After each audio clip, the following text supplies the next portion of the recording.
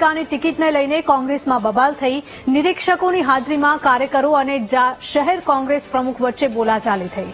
શહેર કોંગ્રેસ પ્રમુખ મનોજ જોશી અને કાર્યકર કરસન સોલંકી વચ્ચે બોલાચાલી થઈ હતી। કોંગ્રેસ પ્રમુખ અને પૂર્વ ધારાસભ્ય ટિકિટ વેચતા હોવાનો કાર્યકરોનો આરોપ છે। સ્થાનિક સ્વરાજની ચૂંટણી પહેલા કોંગ્રેસમાં ઉકળતો ચરો। संवाददाता बिपिन जोड़ा છે फोन लाइन पर। बिपिन, जूनागढ़ महानगरपालिकाની ટિકિટને લઈને કોંગ્રેસમાં બબાલ થઈ હતી।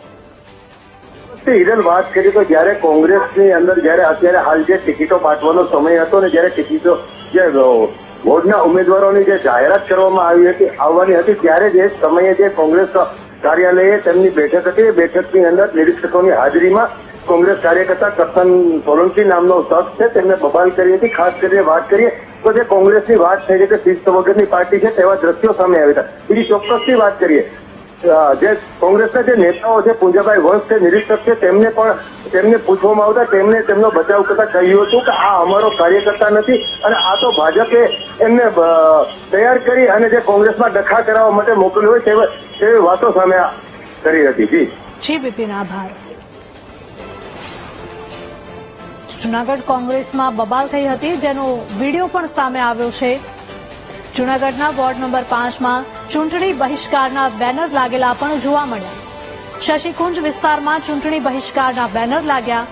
લાંબા સમયથી સોસાયટીમાં રસ્તાઓ ખોદી નાખવામાં આવ્યા છે। ડ્રેનેજના કામને લઈને રસ્તા ખોદી નાખ્યા પછી કોઈ જ કામગીરી નથી કરવામાં આવતી, જેના કારણે ત્યાંના સ્થાનિકોમાં ભારોભાર રોષ જોવા મળી રહ્યો છે। જૂનાગઢના વોર્ડ નંબર 5ના દ્રશ્યો કે જ્યાં ચૂંટણી બહિષ્કારના બેનર લગાવી દેવાયા છે। શશિકુંજ વિસ્તારમાં ચૂંટણી બહિષ્કારના બેનર લાગ્યા હતા। લાંબા સમયથી સોસાયટીમાં રસ્તાઓ ખોદી નાખવામાં આવ્યા છે અને રસ્તાઓ રિપેરિંગ નથી કરવામાં આવતા।